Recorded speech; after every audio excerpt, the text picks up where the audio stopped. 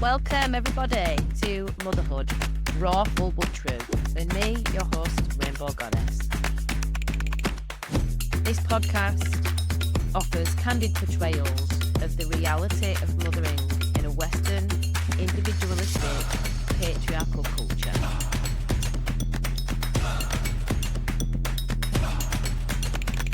So welcome everybody to another episode of Motherhood, Raw, Full but True. I'm your host, Rainbow Goddess, and we have another one of our special stories for you today. I'm going to be interviewing Jodie.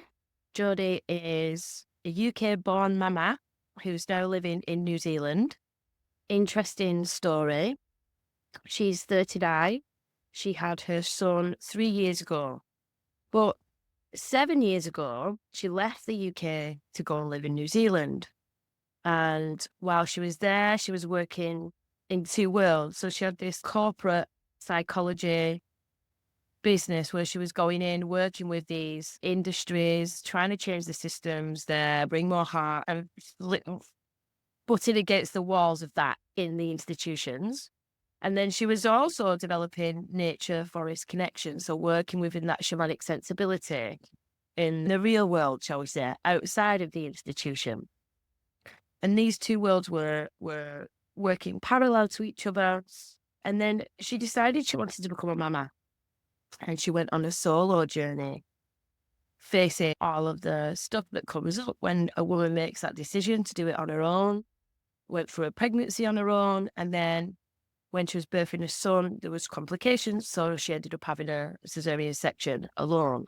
So then she's in this culture, with some friends, not been there for long, but finding that difficulty. 6 months into the motherhood, she felt this desperate longing to come back to the UK, to be around family, familiar culture. She mentioned she was craving M&S, comfort, and she wanted her family to meet her son as well. So she came to the UK, spent a year here, but realised that it wasn't home. So she went back to New Zealand, where she's been for about 6 or 7 months now. And she's left the corporate world, left the institutions, and now she's just working in nature connection, promoting well-being for businesses, communities, and the planet. And she feels so passionately about using Mother Nature as a healer. She is going to get into some of the challenging aspects of the transition into motherhood, but also really going to share and celebrate how leaning into Mother Nature has lifted her, because there were propensities, potential, that she could have dipped into postnatal depressive states and had a really, really challenging time. But she's advocating for nature as a healer, and that lifted her and prevented her slipping down into those states. So, welcome, Jodie. Thank you. Yeah, it's such an honour and a privilege to have you here, and I'm sure the listeners are as excited as me to get into this. So why don't you start? I mean, I've given a little bit of a flavour, but why don't you start contextualising generally before we go into the deeper stuff? Great. So, yeah, it's been it feels like a really long journey in the sense that so much has happened, but also it's all happened so quickly. So it's kind of this weird sensation in the body. That as you've shared, yes, my journey has really been about two worlds, these kind of corporate world that I was working in, the nature connection space that I was cultivating. Also, because that was the kind of the corporate professional single woman who was a high performer, but then the woman who was becoming a mother, and a single mother at that, which isn't something that you hear about in corporate field very often. So navigating that, and then also navigating these two worlds, that I was in New Zealand, but home was back in the UK. That was where I was raised and brought up. So I moved to New Zealand originally because I got headhunted for a job. My background was in business, marketing and strategy, and finding insights around people. And so they brought me out to Auckland. And a really funny story is that actually I had booked flights to New Zealand for a holiday. I had come out of a relationship. I needed a break. I always went on nature holidays. So I booked this holiday to New Zealand over Christmas. And then a few days after booking my flight, I basically got a message on LinkedIn and it said, "Hi, Jodie, would you consider moving to New Zealand?" And I thought, what? Has LinkedIn bought my data? Like, is Google spying on me? How do they know that I am going to New Zealand in literally a couple of months? So I responded to the lady and said, well, actually, I've never thought about moving to New Zealand, but I'm going to be there on holiday. So why not when in Rome? So I met the company when I was out in New Zealand and they offered me the job. And I've always said that I didn't try and move to New Zealand. Like, New Zealand brought me here. I genuinely believe that the land, this place, was part of my destiny and it brought me here because it was just so easy and so instant. So I moved here and, just did the kind of standard life of kind of starting being corporate. And then it was just a series of experiences, women's retreats and well-being. I'd always been on the well-being journey back in the UK, but not to the depth that arose in me once I got to New Zealand. The land here, it's so volcanic. It's got so much energy that it just brought up anything that was hidden inside myself that maybe I had managed to hide under all of my armor, my corporate identity, my blow-dried hair, my perfect exterior. Like, to the outside world, I looked like untouchable, but inside there was still so much healing to do. And when I got to New Zealand and I connected with nature and I connected with all of these beautiful healing modalities, it just, poof, it just exploded me, exploded my heart wide open, um, and began the journey. And then I started to get curious about nature connection and start to study it and became certified. So I was on this path and it was a very difficult path for a while because I was going into boardrooms and big meetings on a Monday and everybody was, really corporate. And then on a Friday night or Saturday night, I was doing vision quests and I was sitting around the fire and was with heart-centered beings. And it was a really weird time to be in, to be honest, stretching these two worlds. I felt like a bit of a fake with all the heart-centered people, and I felt like a bit of a fake with all the corporate people. But the journey has really been about coming into wholeness for me. And I think that coming into wholeness then, I didn't know it at the time, but when I decided to become a single parent and to go on the journey, I was 30. So this was about 5 years then into my journey in New Zealand. And I try to remember my age, 39. This is what baby brain has done to me. Anyway, mid-30s. I was ready, I'd done the job, I'd done the career. I was like, okay, I can have a kid. Like, again, that exterior of me that thought that she could have had everything under control and had everything sorted. Like, I could do this journey alone. It didn't even cross my mind that I wouldn't be able to do it. Like, I can't explain it. There was such confidence. There was such naivety in some ways. There were so many things that I just wasn't aware of, that I just, again, assumed that this was something I could do. I'd moved countries, I'd bought a house, I'd moved jobs, I'd done all these things alone, not with any help from anybody. So I went on the journey, I went on the pathway, and to be honest, pregnancy was pretty cushy. It was okay, pregnancy, that part of the journey. I had all of my lovely practices.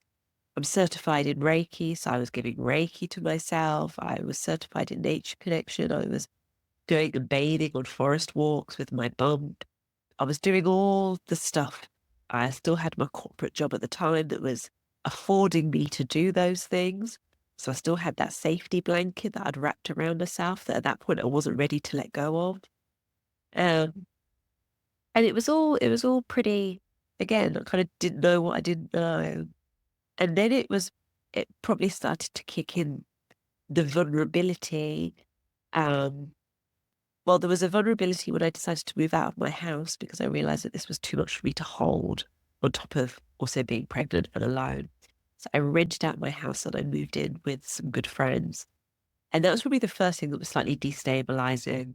I wasn't in my space, wasn't in my own home, I wasn't in my own rhythm or routine. I was having to slightly people please on top of being pregnant, which is when you're pregnant, who wants to people please? Nobody wants to do that. You just want to be taken care of. And that was the beginning of me feeling that, like, hang on, my needs aren't coming first. I'm worrying about if I've tidied up after myself and I'm like 7 months pregnant. I don't want to be thinking about this. Um, so that kind of began. And then I moved into an Airbnb. I decided to get an Airbnb and keep renting out my place. And that was probably the beginning then of starting to really notice the isolation as I was preparing to give birth. My son was late. He wasn't coming. The days were getting longer. I was also, so it's probably worth saying this was during lockdown. New Zealand had one of the most severe lockdown curfews, and you couldn't see anybody. You couldn't leave your house. You couldn't go anywhere.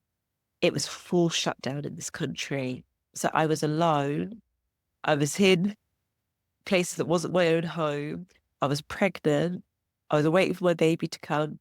Nobody could really visit. And I didn't want to visit anyone because everybody was so scared of COVID. It wasn't safe. Um, but it was an incredibly stressful and frightening time, to be honest.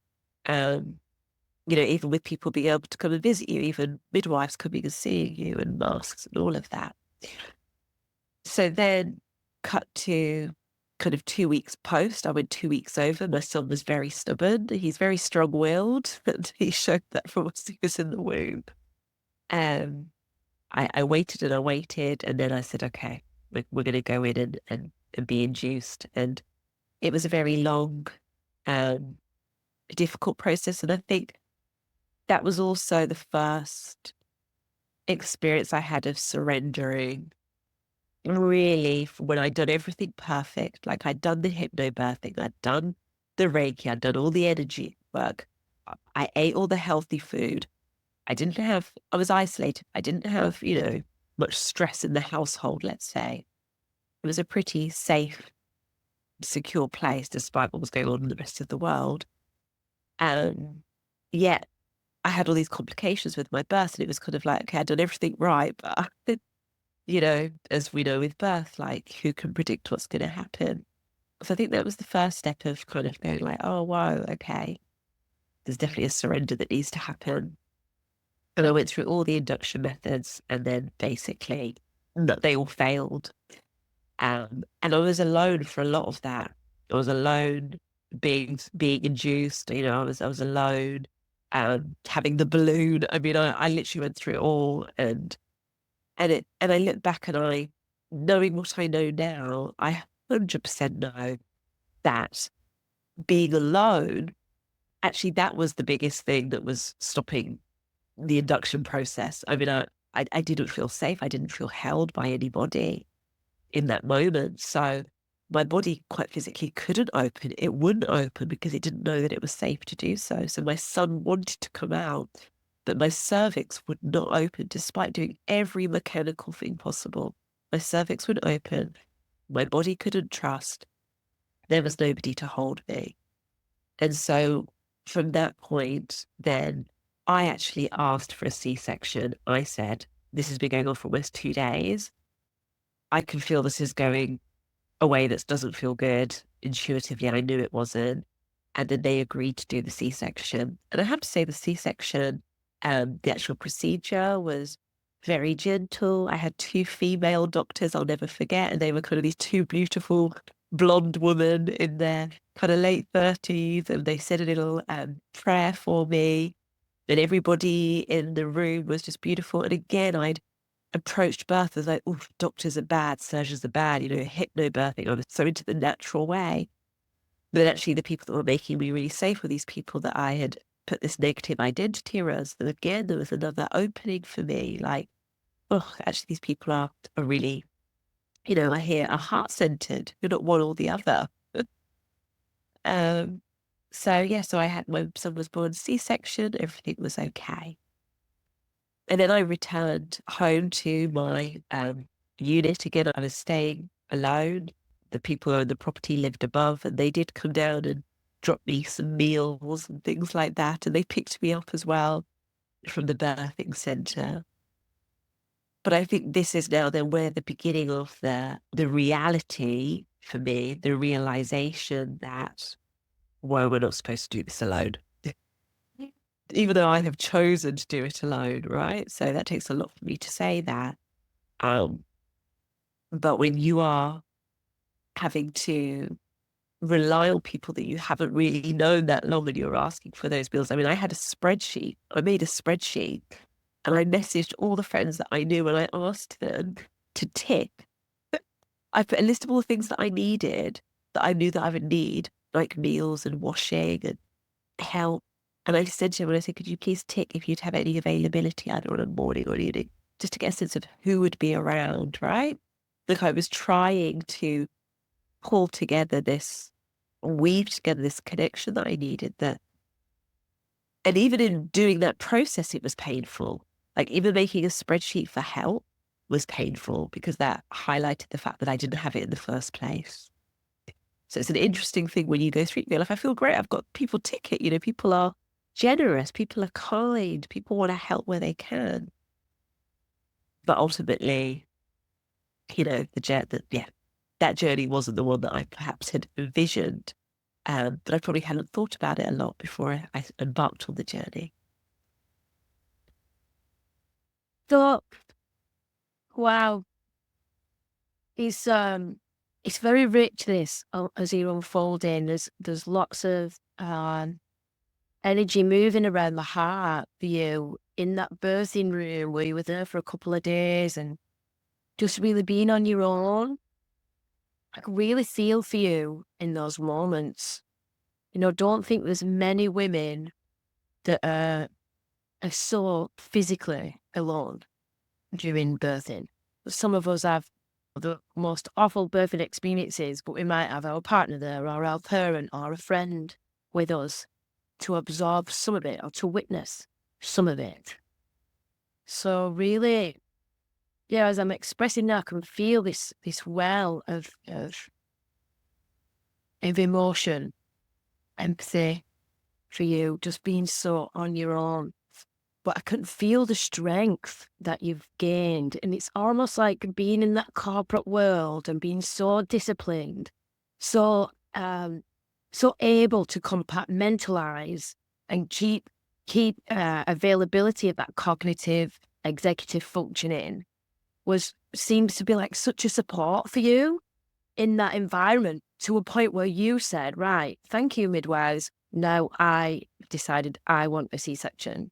So you were able to like go into the masculine and the pragmatical, logical, rational part of yourself, of your brain, to speak for that feminine, intuitive energy. So it was like there were two of you almost in that environment at that time, like this one of you that could be strong and seeing above it all, like that, what you probably learn in the corporate world, that professionalism, that frontal lobe stuff, being able to advocate for the intuitive, more animalistic mother that was so vulnerable, that knew what she needed. So just really celebrating that. And then also seeing it come through where you speak to this spreadsheet. Like, I heard her mum said she's made a spreadsheet to organize help. It seems like such a simple and incredible tool to use, because you're right, people do want to help. And I think what come up for me was this part of, the clunk of asking for help. I was so culturally conditioned, and we carry a bit of shame, I think, as well. And with the negative myths around motherhood, that we should be able to do it all on our own, we should intuitively know, we should be able to cope. Like so much comes up when you speak about being so logical in your requests for help from these people around you. And almost like there's an edge in me of like this entitlement, like you were so entitled to that help. You made a spreadsheet and asked people to fill it in. You didn't say like meekly, like, oh, could you help me? And when would it be good for you to help? You like made this spreadsheet and made it very easy for people to offer you help. Um, so that it's just, I think again that I'm just seeing these layers of where you've been in this system and you've been in these like corporate environments. It's giving you such tools, I suppose, to manage the vulnerability and the chaos and the hardship and everything that you were going through. You like add this almost like backbone of this pragmatical, almost, like the good side of the masculine energy that's within us all, and you've utilized that to create this support in this country where you hadn't been for very long, and you probably didn't feel like deep sense of belonging with these friends. And so I just think it's so interesting. You talked at the beginning about these two worlds, and I'm seeing actually there's two parts of you that are really bringing in this balance to support and give space for the maternal and the nurture, so that you had this framework of people around you and you could trust your spreadsheet. Like, you knew when they were coming and when they weren't, and so you could organize these spaces to do your matrescence and do your mothering and do your healing. So wow, just really celebrating that, and empathizing and honoring you, just sending a mending breath to that woman in that hospital environment on her own and having to make them big decisions. Wow. And sorry, can I Wow. just say, I had a doula. So I did get a doula who came in and out throughout the Yeah. process. But I did that talking to that masculine, like there was a moment I can remember where I didn't know how long it was going to take, and you only get something like a maximum of 12 hours or something, which your head's got to wrap around, right? In a birthing process that's taking days. So I remember kind of taking the call for her and going like, I think you should go home now and get some rest because I may need to call on you and I don't know. And in the end, she didn't come back, right? Again, holding. And there was a friend who did come. So I had two people that came in and out, but because I was there so long, I was alone for a lot of it. And yeah, I remember just constantly thinking about what did they need? Would they be okay? So I've never actually reflected on the masculine that was there in me during that process. So yeah, thank you for bringing attention to it. Wow. Wow. So yeah, I mean, before we move into, unraveling this postpartum epoch for you, where you started to feel this desperation and this longing for comfort, before I go into the bones of that, is there anything that you would like to share about the birth experience? Is there anything that feels present for you now before we move into the postnatal? Well,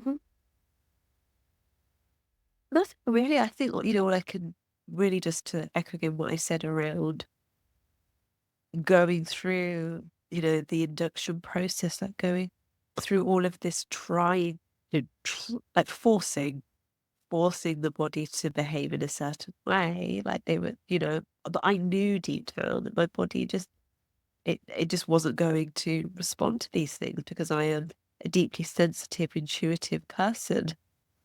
So, th- these modalities that they were using, these very mechanical modalities to try and get my body to respond wasn't going to work, and I knew that. Um, so but I still went along with it. I still went along with it because for whatever reason, at that moment, I still was hoping I could have a natural birth. I think that was it. I was still attached to this concept of a natural birth. I was so attached to it, even though I knew at this point these things they weren't resonating. They weren't feeling like a full body yes at all. But I was like, I'm going to have a birth naturally. Like I've done everything to have a natural birth. So I went along with it until I had to fully surrender and say, no, can you give me a C-section? Like I can feel my son, we can see my son's heart rate is going up and down. I feel like I'm exploding from the pressure from these things. What must he be feeling? Like, no, this needs to be gentle. And they did. They completely agreed, and they responded. I think within half an hour of me saying that. I was in there and my son was born within 20 minutes, right? Of me kind of stepping into that, that trust and speak, just voicing what I really was feeling rather than persevering with maybe an old story of what I told myself about how birth would be. So, um, yeah, but as I said, it was beautiful at the end. It really was.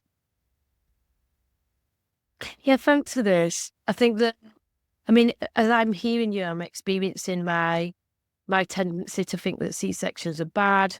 And like what you've just said, this idealized, natural birth. I think there's something organic about it. And I think if our culture, didn't get so hung up on due dates and there was more of an acceptance that, you know, birth sometimes doesn't always deliver a live baby. In the past, there would have been a lot more stillbirths and would have been a lot more accepting of that. But with this medical intervention, we're so afraid. And also, we're not acculturated to really accept that as an outcome. So there's so much fear. And it's interesting that you talk about this 2 weeks going over because a friend of mine, she was going 2 weeks over and she just trusted and trusted and trusted. And then she did manage to birth her baby at home in the water. But another friend went 2 weeks over, rejected intervention because she wanted to trust her body, and she had a stillborn child. So it's just so interesting. And in I know in another culture in France, they don't work with 40 weeks; they work with 42 weeks. So if it was French that was governing you, you would have been at 2 weeks over, you would have been in your due date. So maybe then if you'd have got another 2 weeks over, which would have been 4 weeks in ours, but just 2 weeks over in theirs, maybe then Rohan would have been ready and maybe you would have had. So there's a lot of, murkiness around what's right, what's not right with regards to this due date thing. But I think it does spark a lot of fear. And likewise, as I said, you never know. You never know because I've got these two people that have had these absolutely opposite experiences of being 2 weeks over. And so then the grace of being able to say that our limit, I've decided I've had enough and I want it to come now. And then it's not going to happen through these interventions. So let's just, do the C-section. And I love that word where you say, let's make it needs to be gentle. Because I don't think I've ever received C-sections as a gentle process before. But then when you speak about these two doctors and having the blonde hair and them praying over you, there's something so, spiritual and ineffable and almost like angelic about that in that moment.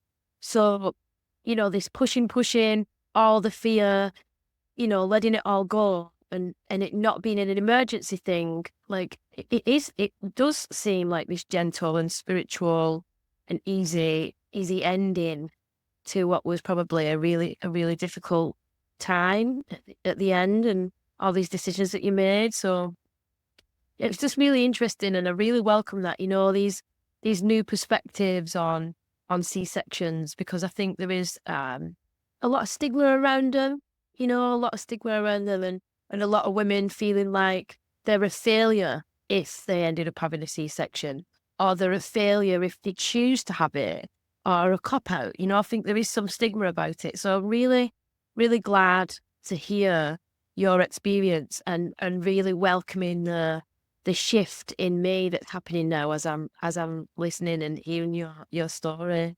Yeah, and really just if any listeners are out there and feeling like they were a failure because they chose C-section, just like welcome this with grace and send a mending breath to those parts of you that felt like that. Like in the end, you chose a gentle ending and you've got a baby that's alive and well. And if you hadn't surrendered, maybe it would be different. So yeah, just offering that as a bit of medicine to those that might need it. So thank you so much, Jodie. It's so rich this unfolding. I'm really enjoying this journey. So yeah, let's go postpartum now. So you're at home, your lovely neighbours have brought you back and you're there and you've made your spreadsheet and you're in it. So let's start from there again. Okay, thank you. So now I'm kind of in it, and I start doing all the mum and baby stuff, and trying to meet up with other mums that look as exhausted and freaked out as I do. Trying to go to baby sensory and like, what the hell is this? But I was trying to, keep up with the Joneses a little bit, and like I've got it all together because sure as hell I'm the kind of individual, just because I'm a single parent, it's not going to be any different for me or my son. Like we're going to do everything that a two-parent family would have. So it was kind of straight into it all. But then because again of the I think we'd come out of lockdown then, but again it was still pandemic world. So, people were scared to come. I think in the beginning I also had to limit visitors because COVID was still rife at the time. I had a newborn baby. So we weren't getting that was it, we weren't getting all these visitors, like, "Would you bring your bundle of joy home?" I don't know, I felt it. I just wanted everyone to see how incredible this person was. I just wanted him to be, like, doted on and adored, and, like, just wanted to just literally, I just wanted to show him off to everyone, and there wasn't anyone. There just wasn't that. There just wasn't those opportunities. Um Even myself, those that did want to come, I had to limit it. Some people, were very anti-masks back those days. So if I would say, like, look, if you come, can you wear a mask? People would say, I'm not going to come. Like there was all this kind of going on because people were, we were going through a pandemic. It was hard. It was traumatic for a lot of people. Um, but that's then when all the craving for home started to really kick in. Like that's when I just, maybe because it was just such abnormal times, I don't know how much of an effect that the pandemic had, but I just wanted to be back home. I wanted people to see Rohan. I wanted his family to see him. I wanted gifts. I wanted all this stuff I never wanted or desired for, but I wanted it for him. Like I really wanted it. Yeah, I just wanted him to have, love and attention, and I wanted everyone just to dote on him, and I wanted visitors, but at the same time, I was scared of visitors. But in my mind, it was like I could see how it would be back in the UK, like with family and loved ones, where, it was a time where you might take a risk to see your family or your blood. But in those times, you wouldn't take risks to see friends that have had kids that maybe you've known a few years. Like it was different. We really started to slim down who we focused on, who our connections were with. And yeah, so, I just found myself really craving home, craving support. I highlighted to my, then my son got very sick, actually. He got a skin infection. It's at 2 weeks old, actually. Sorry, so during this, he got a skin infection. And I had the postpartum midwife, because they change here, you get a different midwife. I had this different midwife coming, well, she kept telling me, "Oh, it's a hormone rash. It's a hormone rash on his skin. Put breast milk on it." So I was putting breast milk on the hormone rash. The rash was getting worse. The rash was getting worse. Meanwhile, I'm a new mum, alone, with a baby, don't know what I'm doing, just listening to this advice I've been given, which is just put milk on it, put milk on it. And putting my milk on it's getting worse, it's getting worse. Cut to going to the doctors and saying, "Oh, we don't really know what it is. Maybe put this kind of steroidy thing or this cream or that." Eventually, I was so unhappy that it was getting so bad, it was almost crusting around his eyes. I was like, "What is going on? This doesn't look good." Now again, being a mum, weeks before he would have been in hospital, but then again, I didn't know what I didn't know, so I was just like, "Maybe this is normal." Um, and then I went to hospital, and I can just remember sitting at Starship, which is our Auckland Children's Hospital, still recovering from a C-section. I could hardly walk myself, had a friend that took me, not mobile, couldn't yeah, was still 2 weeks, 2 weeks post C-section. Take my son in, and, they're like, "Right, we need to put him on an antibiotic drip now. This skin is infected. This is really bad." So everything that came up with that it had been getting progressively worse, and then the anger that this person that I was supposed to be trusting had not picked up on this. And I felt like I was being gaslighted, that it was something bigger. It was just like, "Oh, you're being an overactive new mum." And now my son has got a drip in his hand at 2 weeks old and, is lying there, and I'm sleeping on a hospital thing. We were in for a few days. So we also had that. And I think probably actually had that. And not having friends, not having family around. He got over that. But he also had a reflux. I had a reflux baby. So Rohan, he didn't have a very easy start. He would cry all the time. As soon as he would feed, he would start crying, he would start screaming. And again, I didn't know. I'd be on the phone to my mum going like, "Can you hear this? Is this normal, mum?" She's like, "This isn't normal." I was like, "Okay, I don't know what to do. I'm burping him and burping him." And it turns out now at the age of 3, I now know his list of allergies, and we navigate that all very well. And, that's how it unfolded. But at the time, again, I was just being told, keep breastfeeding, keep breastfeeding. I kept saying, should I change my diet? Because the only thing he's eating is my breast milk, yet he's in excruciating pain and he's screaming all the time. There must be something that's not agreeing with him. But I was told at that stage, no, don't change your diet, don't do anything. So I had all of these conditions really that were quite hard for a new mum. A new mum, reflux baby, in hospital, um, recovering from a C-section, and because he was really refluxy as well, um, I often didn't know like how to best feed him. And I got a sleep consultant to come in, and that was probably the best thing that I ever did, because I was at my wit's end. I was absolutely exhausted. And when he would cry in the cot, or if I couldn't get out of bed because I'd had a C-section, so I'd have to roll across the bed, basically almost roll onto the floor so I could get up and then get to him to feed him. And when you're doing that throughout the day, it's not sustainable.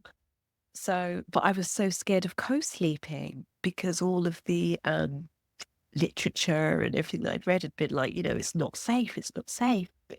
And I had a beautiful friend, a friend that really helped me on the whole journey. She had 3 boys, very into kind of just empowering herself through natural medicine alternative. And she'd seen everything. So she was like, Jodie, you need to speak to a sleep consultant. Co-sleeping is good. But I was like, I'm terrified I'm going to kill my child if I sleep with him. And that was one of the best things I ever did, because she came in and I remember her saying to me, what she said, it was like, you are not the enemy of your child. Something like that. It was really strong. It just hit me. She was like, you are not a threat to your child. And it was like, whoa. And she came in and she taught me how to lay with him in the bed. She said, this is what, when you sleep, he will sleep. When you go into light sleep, he will come into light sleep. When you go into deep sleep, he will go into deep sleep. This is the lull that you two have. In fact, you're regulating each other's nervous systems. And she explained it all to me. She showed me how to put the pillows, and that was a game changer. It's a game changer for his reflux. It was a game changer for me. I loved those days when we used to just sleep in bed and he would just kind of wake up, feed on the breast, and then fall asleep, and we'd both kind of flop out. And yeah, that was really massive. So there were people that came into, our journey and our path on the way that absolutely gave nuggets, and I'm so grateful for the people that showed up. And I've got, many examples like that. Yeah, I just want to come in again though. Like, I remember when I was doing my research in the second year, I think, of my MSc, and I came across the book, The Hunt Gather Parent by Ducless. I can't remember her first name. Michaela Ducless or something like that.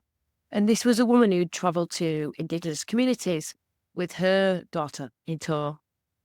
And there was this passage where she was talking about the Himba tribes in Namibia.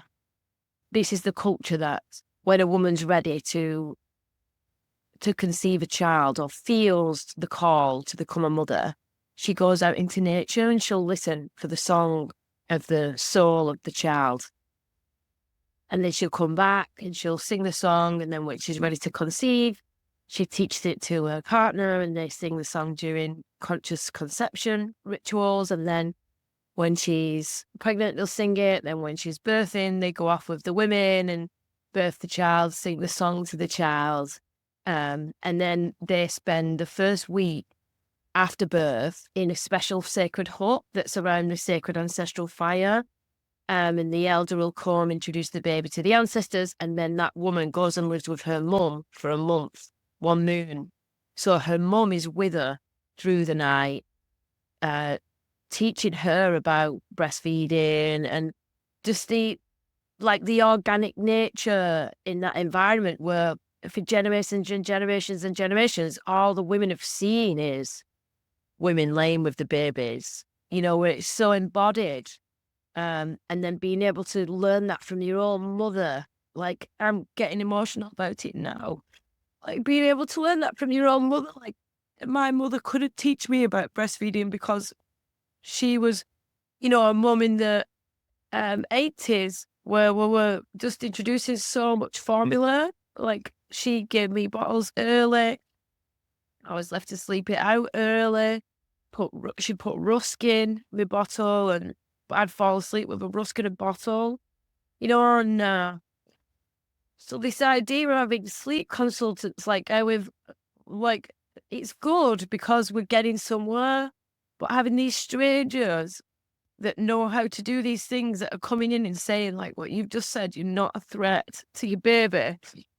It's weird. I'm glad it's happening, but it's weird, when you compare it to like these cultures that have kept these maternal lines and kept this more organic way. So Matrescence, the journey from becoming from woman to mother is held in an organic framework, So yeah, I remember being in the hospital and knowing my child needed to be near me, knowing he did. But we're on one of them small single beds with metal railings, and I just wanted him near me. And I remember putting him close to my body, and us both falling asleep, because we're always coming in and checking every 4 hours, but they wouldn't do us both together. They'd do me and then they'd do him. So every 2 hours, someone was coming in. So we couldn't get into any kind of good pattern of sleep. But I remember just knowing he needed to be near me. And then a midwife coming in and seeing and saying, you're not allowed to do that. Like those were her words. You're not allowed to do that. So then I felt like, not that I was doing something bad, but that I was a rebel. And I had to take that on as well. Like I had to hold that sense of being rebellious for the sake of what I knew intuitively me and my child needed. I had to fight in this environment that was so almost like detrimental to what we needed to be doing together. So it's just crazy, this fear mongering around co-sleeping. And really when you read it, they say you shouldn't do it when you've been drinking or, when you're really, really tired. And that's because you can literally get into a deep sleep where you push up against your baby. But I've noticed when Frankel, I'd be breastfeeding him and not concentrating or something, and he'd have his hands on my breast and he'd tilt his head back. So he would tilt his own head back so that he could breathe through his nose. So he had his own self-preservation. And then sometimes when I was at home, I'd have to prop myself up sometimes and know that I needed to sleep. I couldn't stay awake while I was feeding because we were waking up so much in the night and it was getting to a point where I could feel the edges of sleep deprivation in my nervous system and starting to change the way I was responding. And, it was getting gnarly then. And I was still with his dad who just wasn't supportive at all. And so the nights were really awful, awful times. So I'd get to this point where I'd just say, no, I need to do this and trust myself and trust my baby. And I'd kind of lean back and I'd prop us all up with pillows and have him on a pillow and I'd tilt his head and my arm and jam it in the pillow a certain point where when he fell asleep, his head would fall backwards, not forwards. And I trusted myself that then I could sleep. And So them periods when I've trusted myself and put myself in these positions, then were the times where I could sleep the best. Just for the hour or 2 hours, because for the first 2 years of his life, it was literally every hour. I remember there being one night where he slept for a row of 5 hours. And it was when I'd got my mum to come round and stay in this temporary flat where I was living. And I was trying to finish an essay because I was doing a master's. So I was trying to finish this essay. It was really important. So I asked her to come and kind of get up in the night and soothe him and shush him and put him back down. So she was in the room with him, and I'm in the living room and doing my essay till quite late. And then I put myself on a mattress on the floor, and he slept for 5 hours that night. Like, and I remember not being angry about it, but like just like, why can't he do that when it's just me and him? Why can't he? And I think it is like what you say. It's this idea of co-regulation in the nervous system. He was picking up on my stress, and the longer it went on that it wouldn't sleep, the more I was getting stressed about it. Like, because it was just this constant, yeah, this getting up and not being able to fall back asleep properly and get into a deep sleep before I'd wake again. And yeah, it's just awful. So this idea of, trusting what we feel we need for our child is so different for every mother. So, so different. But yeah, like getting over this idea that co-sleeping is bad. And so I love that. I love that you drafted in this professional who's like trained. It's weird, isn't it? Like in something that's so organic and so intuitive and so natural, when you take us out of this Western, postmodern epoch of humanity that's, ruined so much. And we go back to these other ways that haven't been spoilt by modernity and westernization and individualism. It's not even a thing. It's just so natural that a woman would just do that. So we're so disempowered by these cultural paradigms we've got around matrescence, and then the fear that's in the system is like, it's like a tsunami. It's like a tsunami that just ruins, a mother's trust and causes these bits of clunk. So I'm real happy that this sleep consultant came in, and then you got to have that, natural way of being and sleeping and getting some proper rest. Yeah. Thank you. Um, so actually, what you've just reminded me of is that after that horrible experience with my son getting the skin infection, I was like, I probably shouldn't maybe name names, but there are two different health providers that you can kind of go through.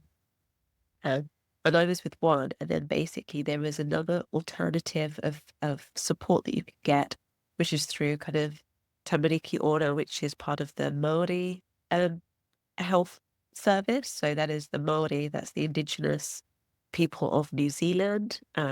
They are the indigenous people of this land. They are deeply, deeply connected to the whenua, which is the word for land.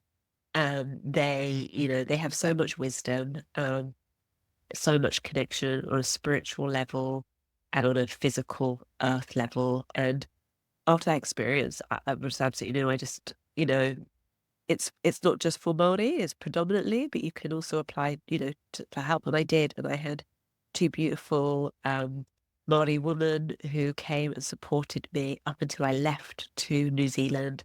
But they were aware of like the co-sleeping. I remember even like telling them, like scared, like I'm co-sleeping with my son, and they were like, just do what's right. And even with some of the vaccination programs and things, which I'm fine with vaccinations, but I didn't want to go to like the hospital. I didn't, like, my son had been through so much.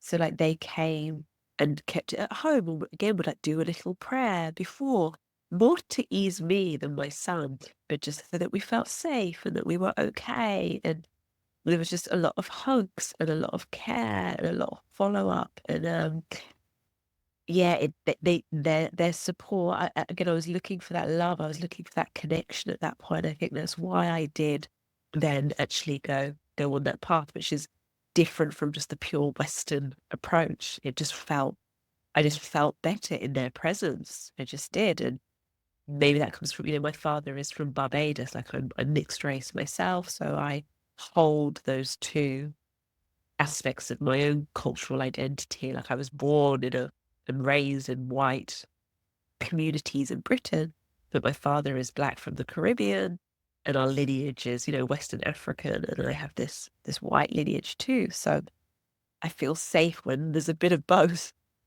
And yeah, and I was grateful that that was offered, and I was able to access that support.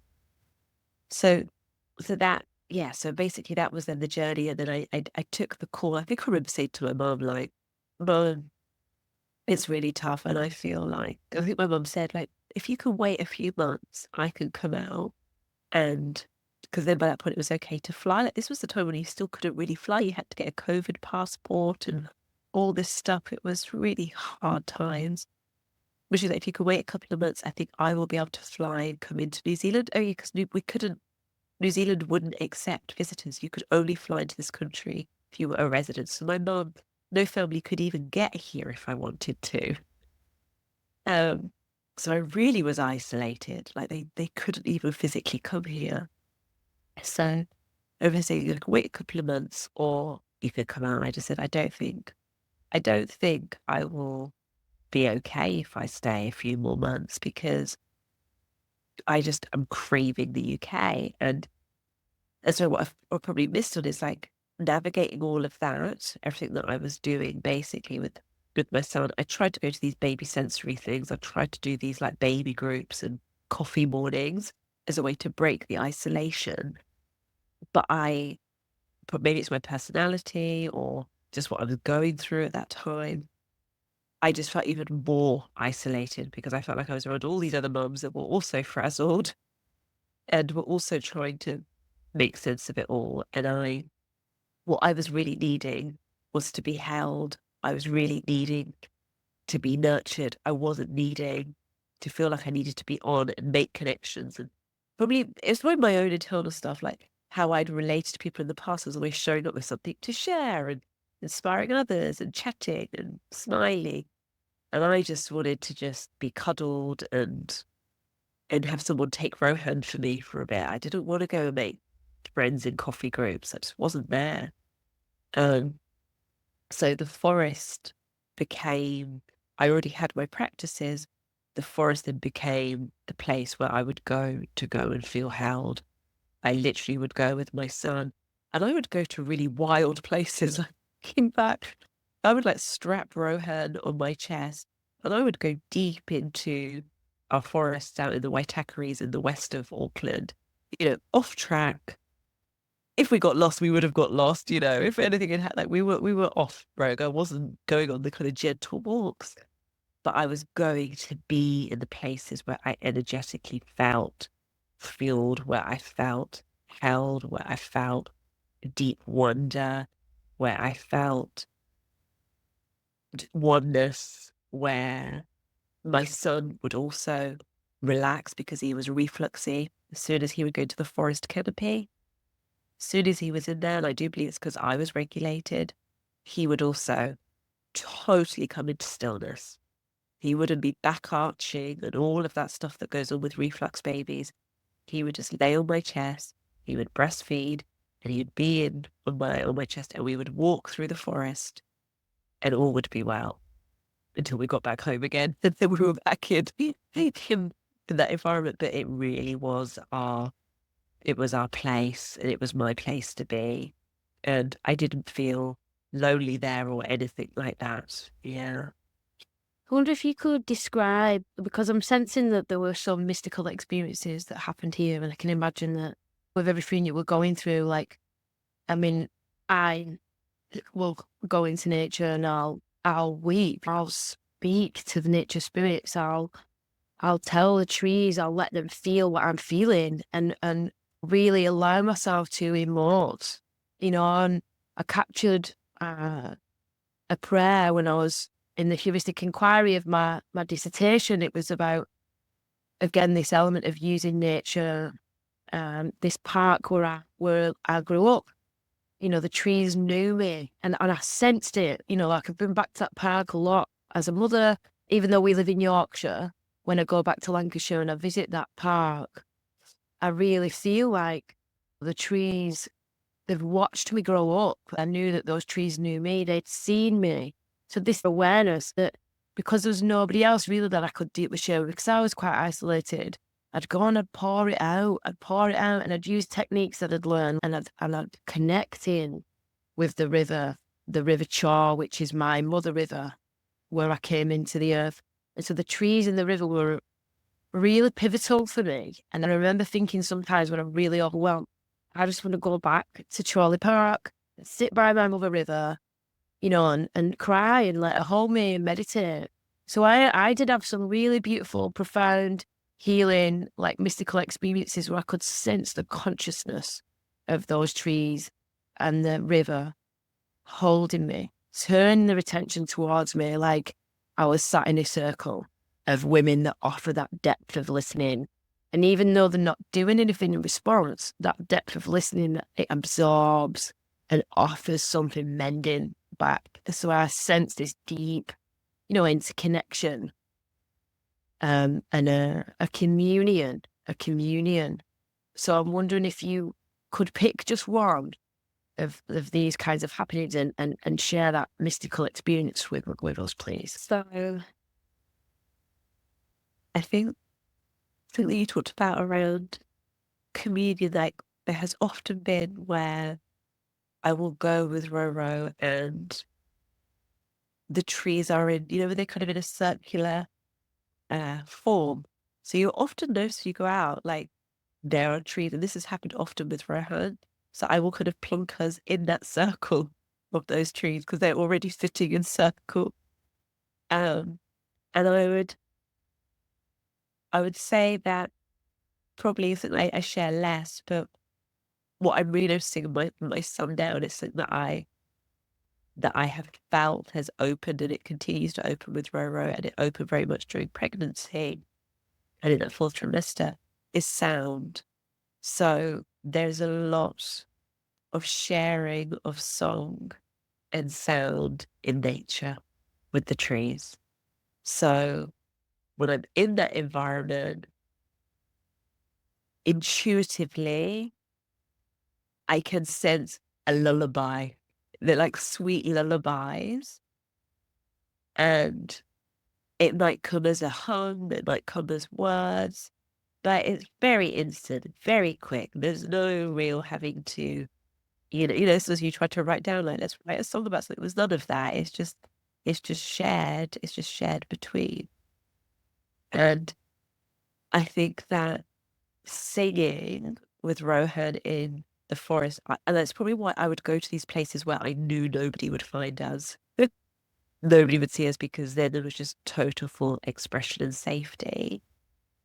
And I would sing, and there have been songs of anger, there have been songs of frustration, of grief, of love, of joy.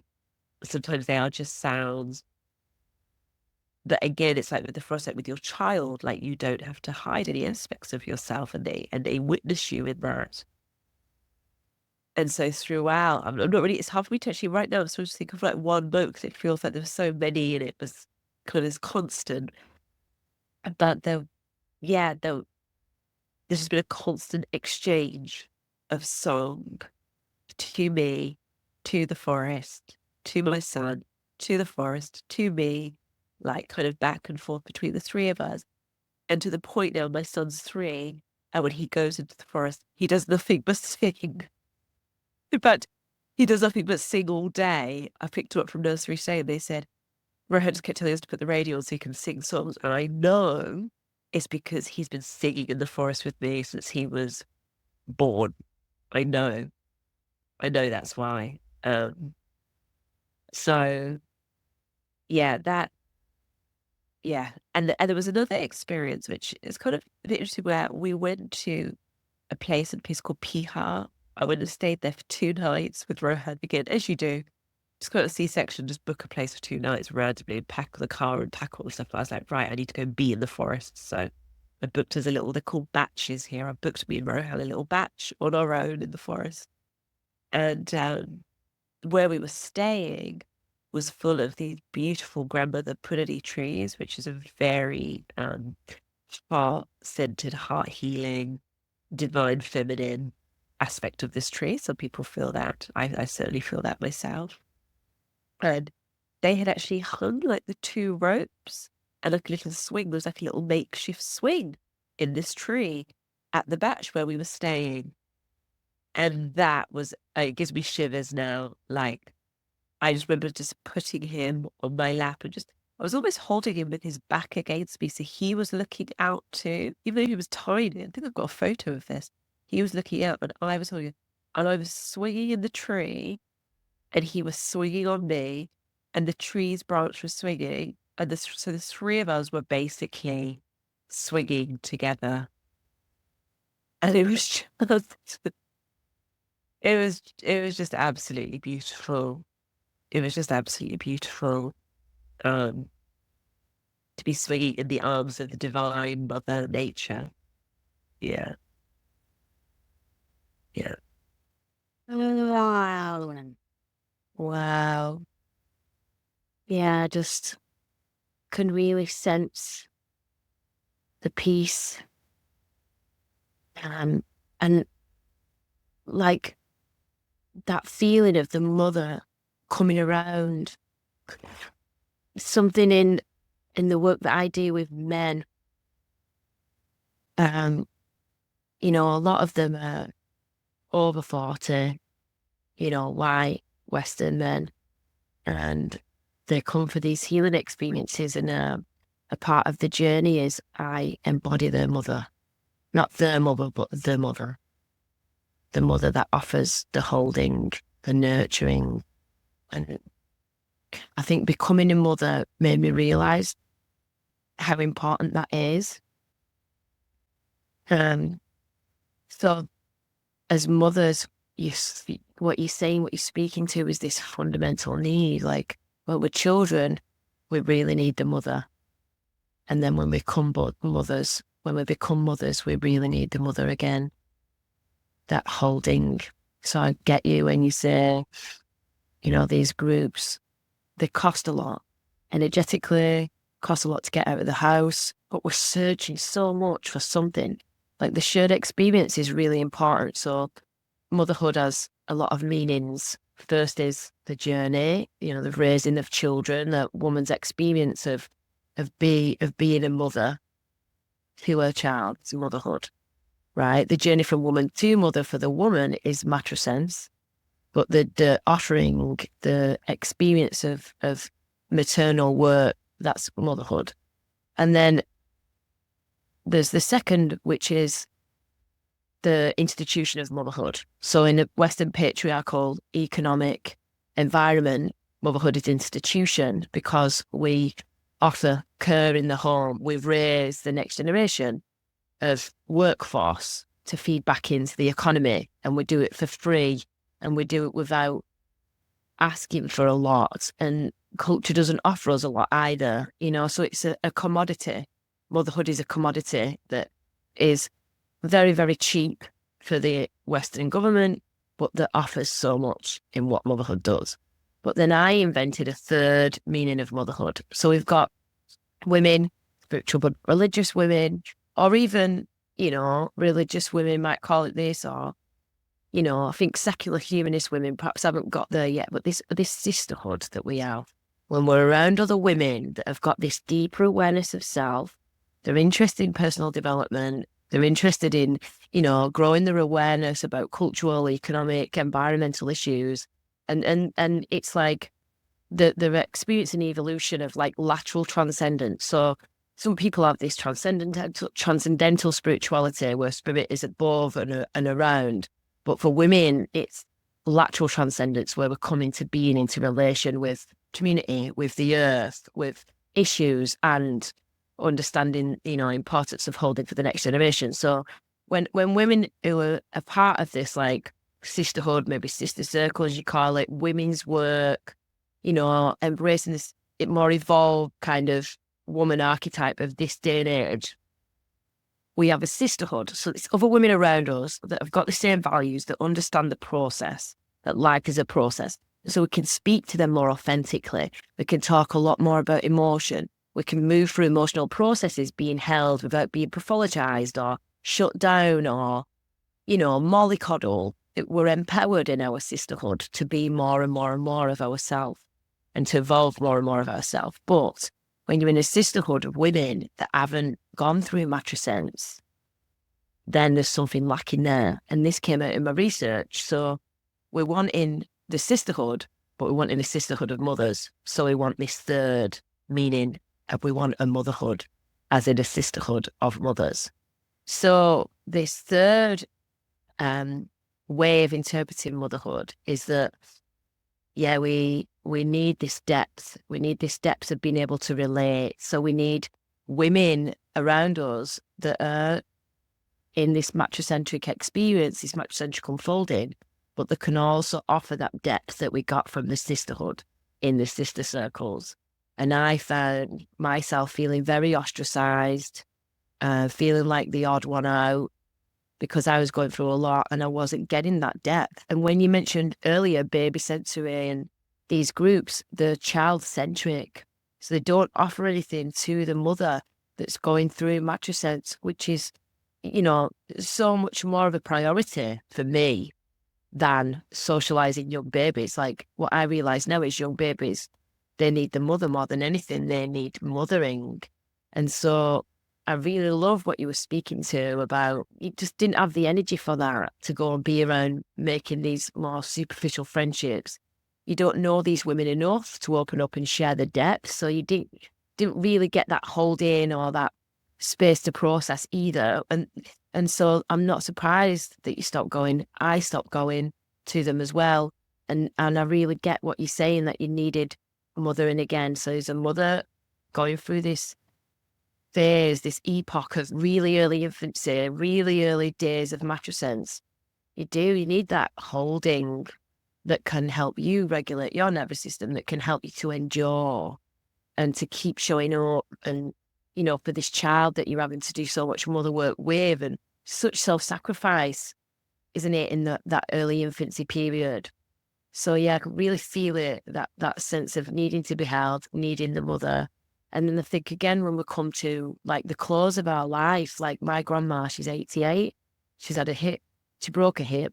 So she's in this granny flat now. We're all staying with her and she's facing her mortality and also having to let go of independence. And it's not so much that she's like a baby again, but she needs mothering. She needs the mother again to hold her in this vulnerability. It's so interesting, isn't it? Like these three epochs of our time, and maybe in adolescence as well.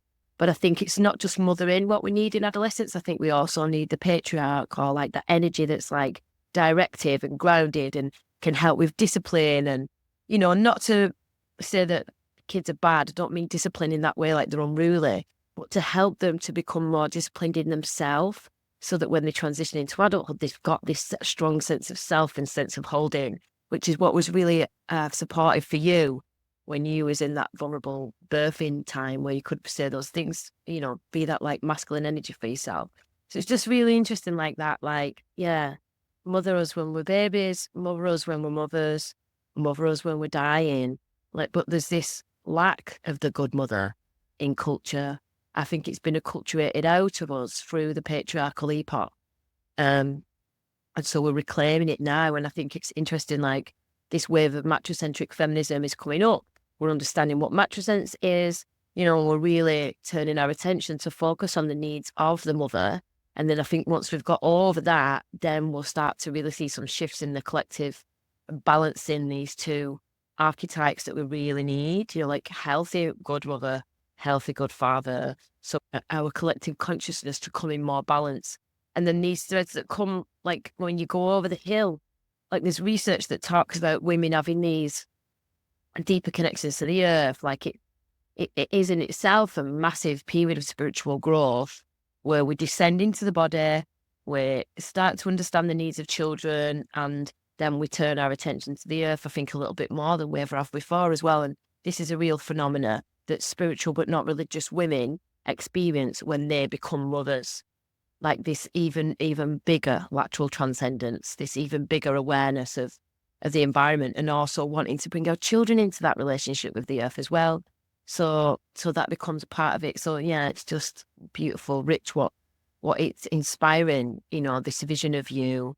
And then New Zealand being close to Australia, like the Aborigine people and the song lines, something about that, like the frequencies that were coming up, and now you're toning there, and your sun's toning, and the trees are toning, and thinking about the fabric of the universe, it's vibration, isn't it? And using that to heal discordant energies, and just so beautiful. So yeah, coming back to that image of you on the swing with Rohan, with this beautiful mother tree in Mother Nature, just deeply immersed and toning, and then this rocking, and how soothing that will have been to your spines, and massaging your nervous system, like literally, physiologically massaging your nervous system while you're absorbing all of these healing vibes and healing archetypes.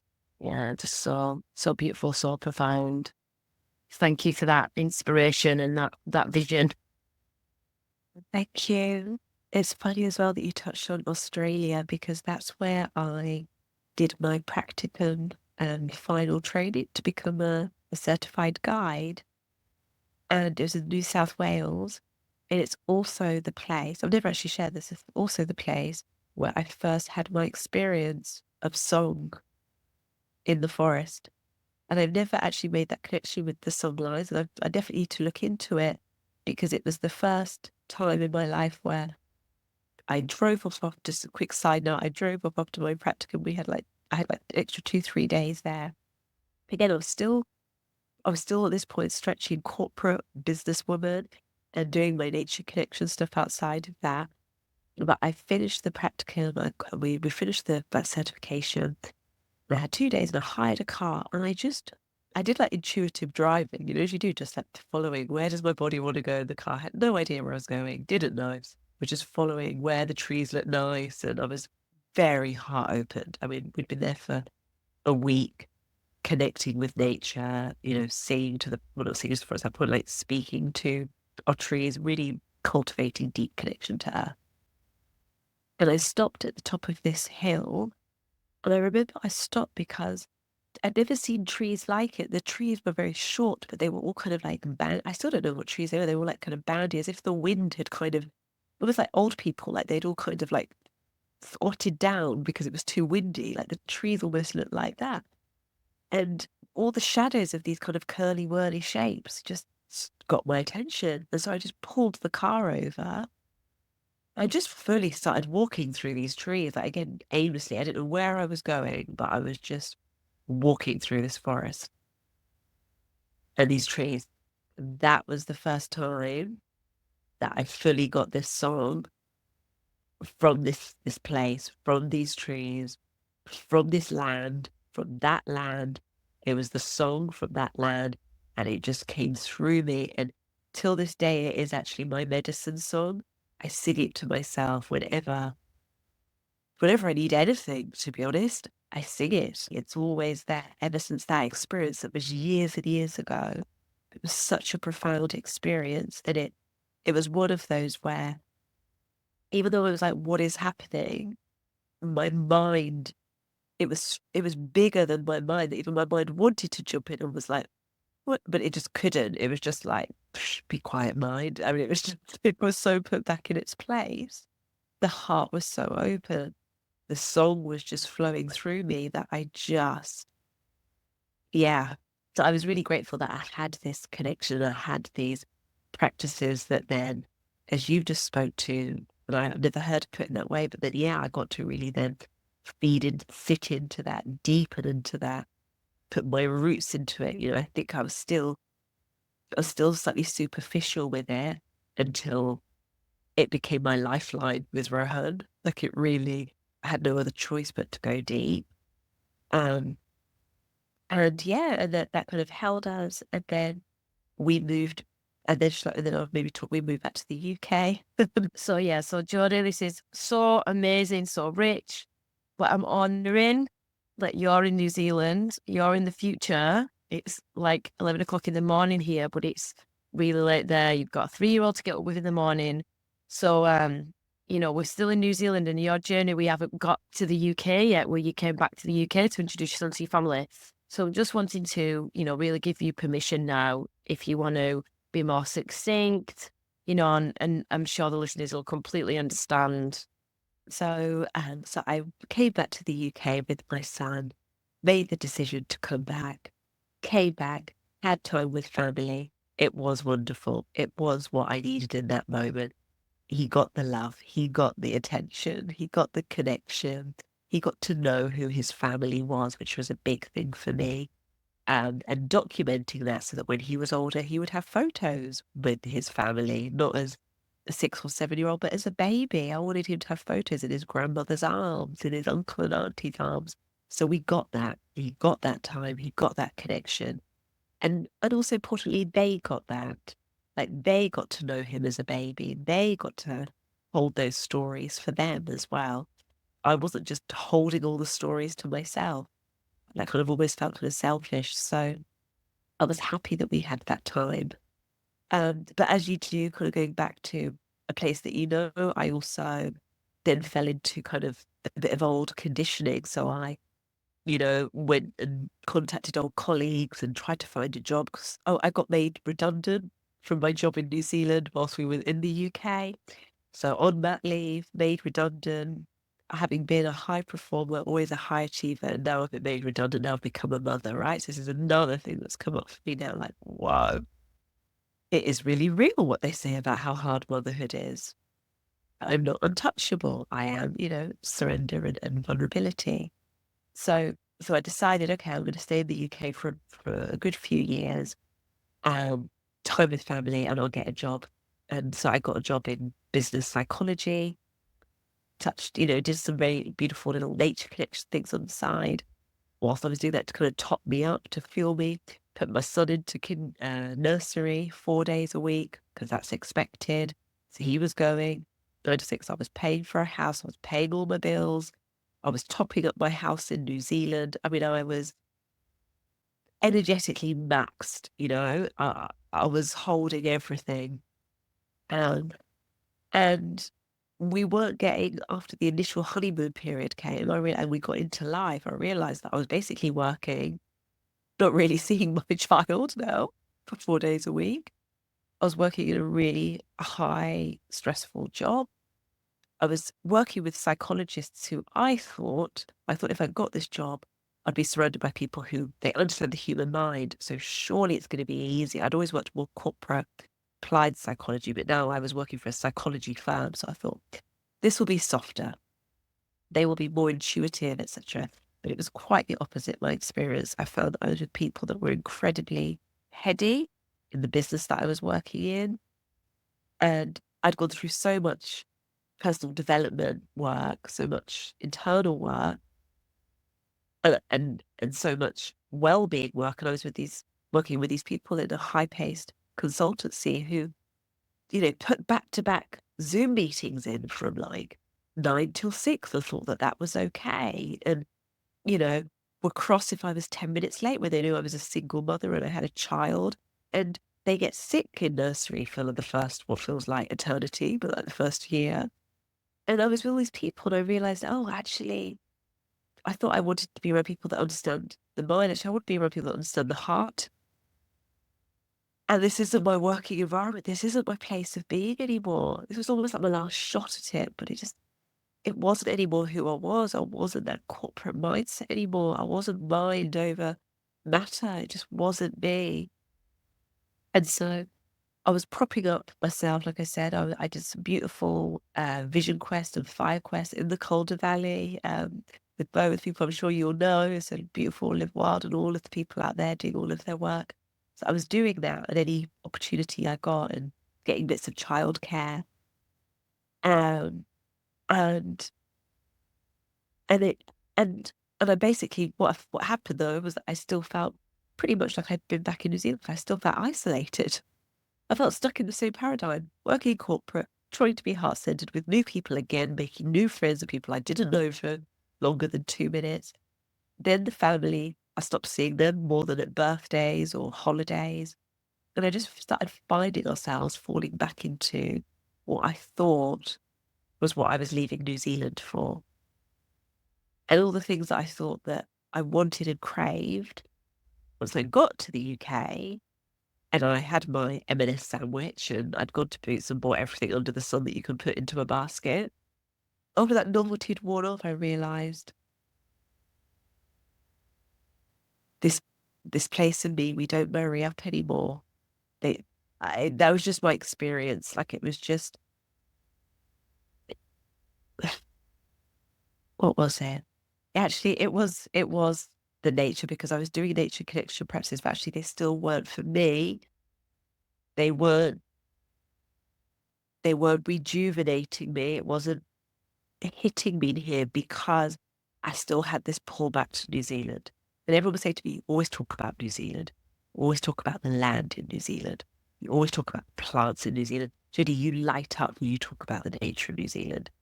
But I was trying to almost recreate. It's why I moved to the Calder Valley. I moved to a place that was as most like New Zealand as I could find. So I went and lived near Hebden Bridge because, like, you can't get much more wild and beautiful than there. So I was trying to recreate New Zealand for myself in the UK. And at some point, I just surrendered and decided it's because New Zealand is our home.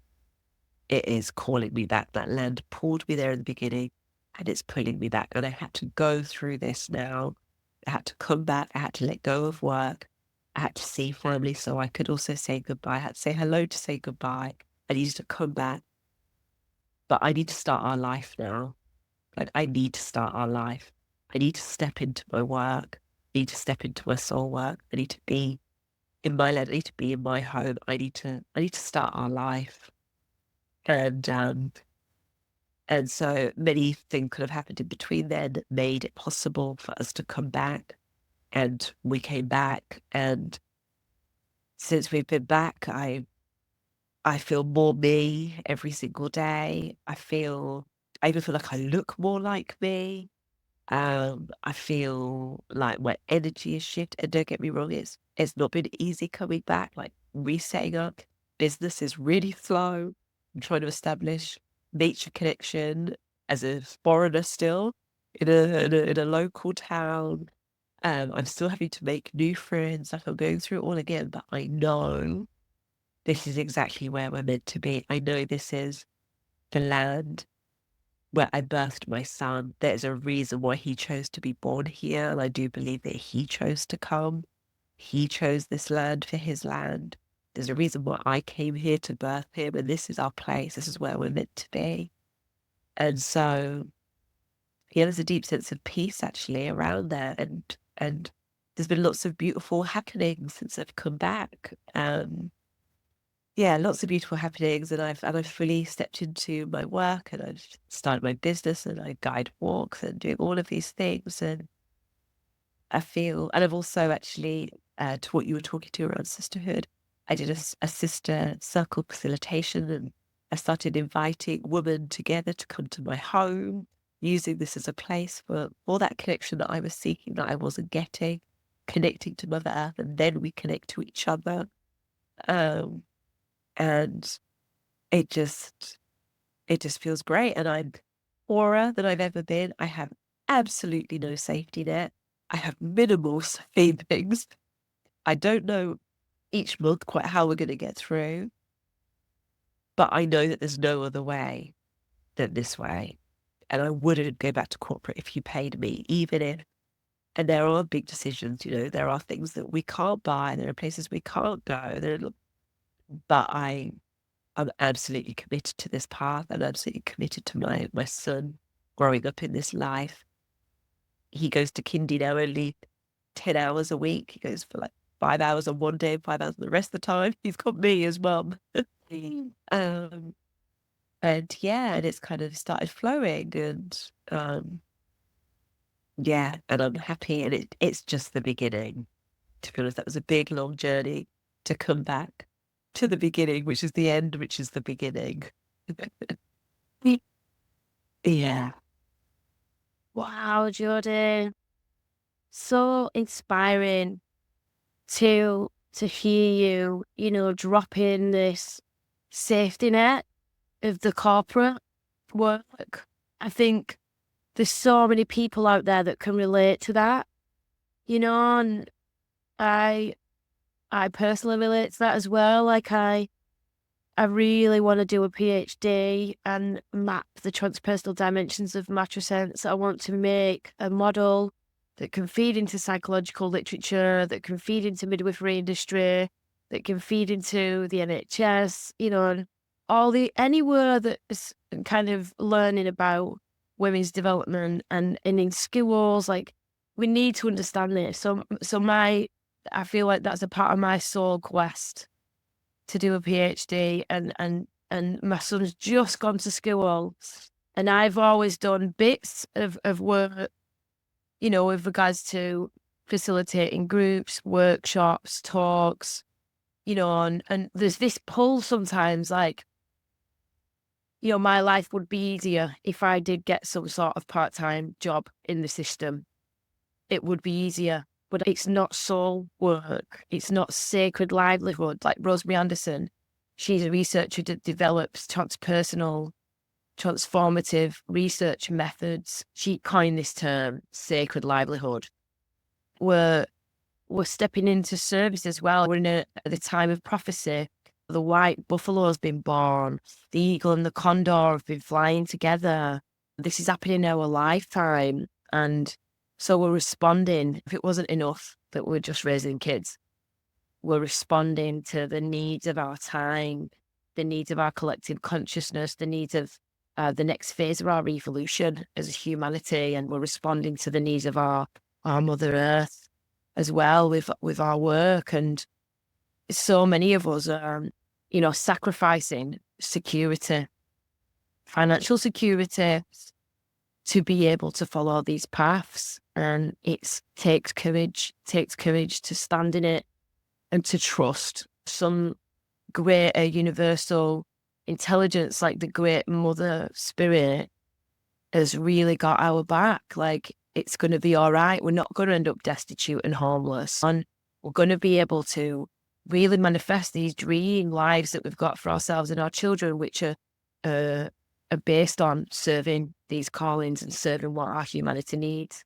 So it's so inspiring and so emboldening and empowering to hear you doing this. And yeah, just really feel to send you this wave of celebration, because I can see with such clarity and I know in my body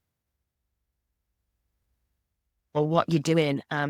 So I'm celebrating you deeply, witnessing you deeply in this, and praying for your life that you can, with ease and grace, find the right people, the right audiences, the right clientele that can come and book you, and that you can work in a rhythm that's really healthy for you and your system and your son's system, that you can have abundance in exchange for the work that you're doing that can really support your mothering journey, that you can have really beautiful experiences and enjoy that land, and the opportunity to visit these deep nooks and crannies where you can go and sit and sing again with your son in these wild places, to receive that healing and that embrace of Mother Nature that's really been so supportive for you, because you're far away from your mother, you're far away from your motherland and your mother river.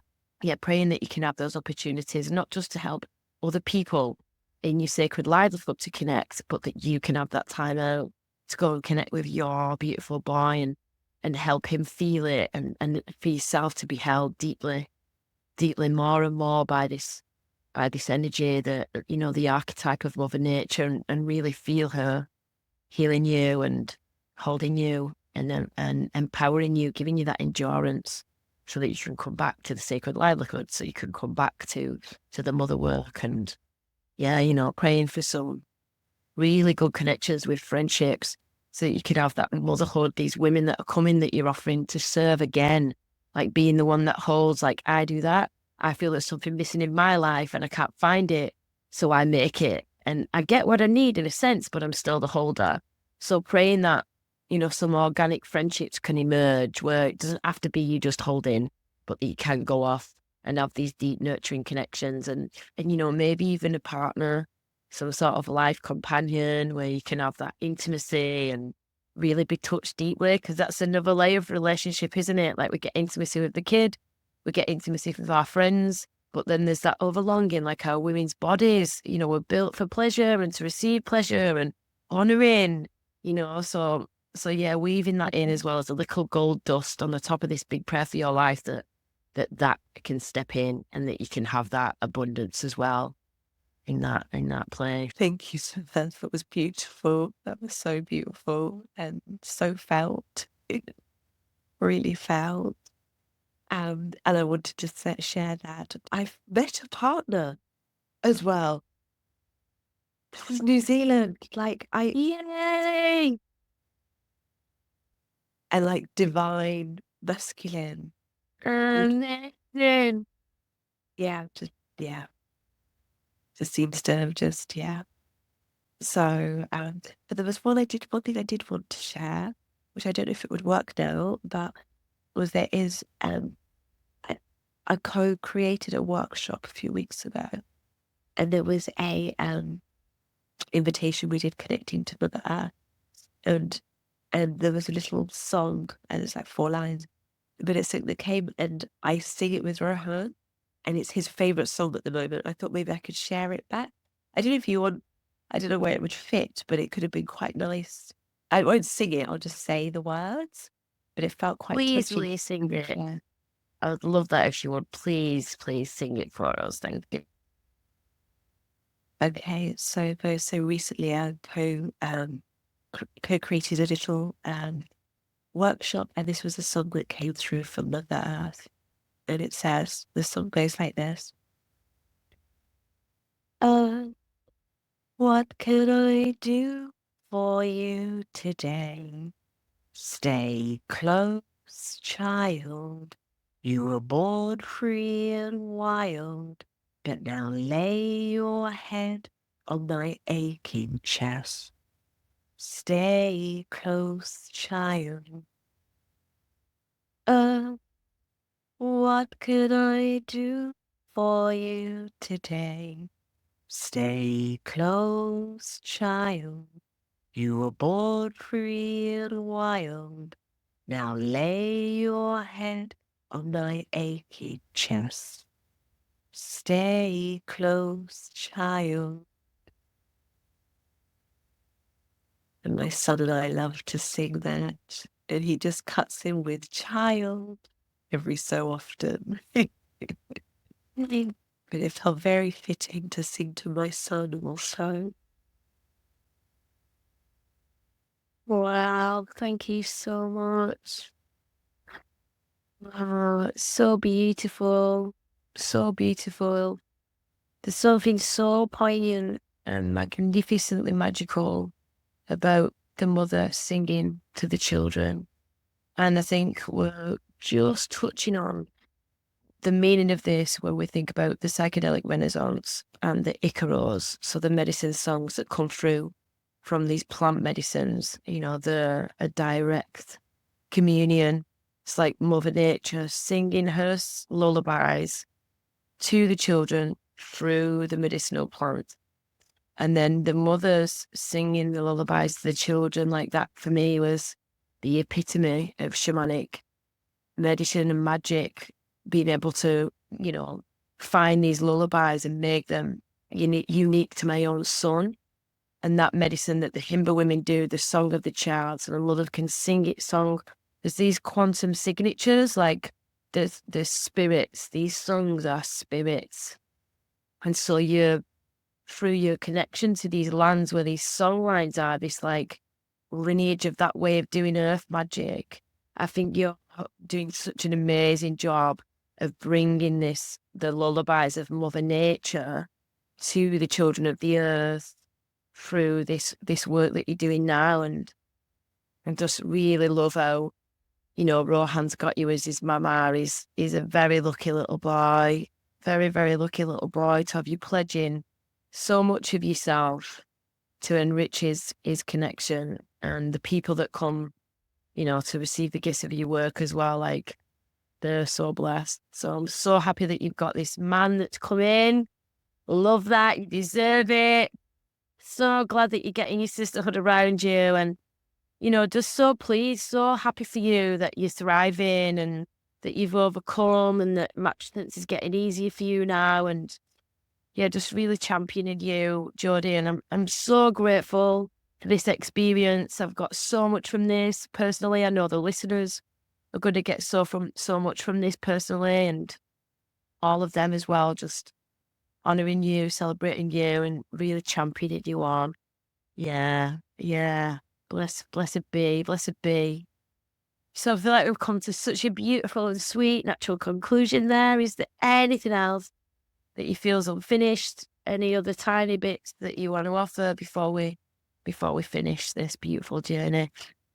Wow, just to say a huge thank you and just huge appreciation and gratitude for the work that you are doing, for what you are bringing forth, for what you are standing for, the depth of your heart, head, soul, spirit, all of those. I see a woman that is integrating all of those aspects and is channeling that for all women to be able to share their true journeys. And I just really see you, and I feel incredibly grateful to have shared this with you, this conversation. Um, and you have an incredible ability to help people go to those depths and to share those true stories.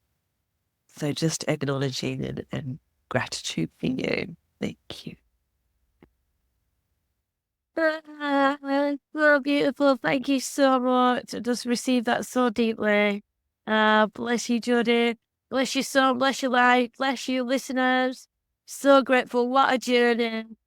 Thank you so much for coming along with us. As always, if you have your own story, you want to share, you want a theme, get in touch in the comments, and, you can reach out to me personally. And yeah, just really sending you so much love, so much strength. May you be inspired. May you know nature is there as your mother to hold you in the dark times, the hard times. May you find creative pathways to integrate the rough parts of Matrescence. And yeah, no matter what happens, no matter how much of the rough edges are, don't ever let it get in the way of being joyful and loving with your children. Don't ever let it get in the way of you enjoying the magic of them, because they grow up so fast, and we can let these walls of, not feeling good enough really get in the way. And yeah, just encouraging you to keep practicing resurrection in those moments and come back to the magic of just being. It's always enough. You're doing such a good job. Love you, honor you. Thank you, Jodie. Thank you, listeners. I've been Rainbow, and this has been Jodie, and she's been Rawful but True. Hood you.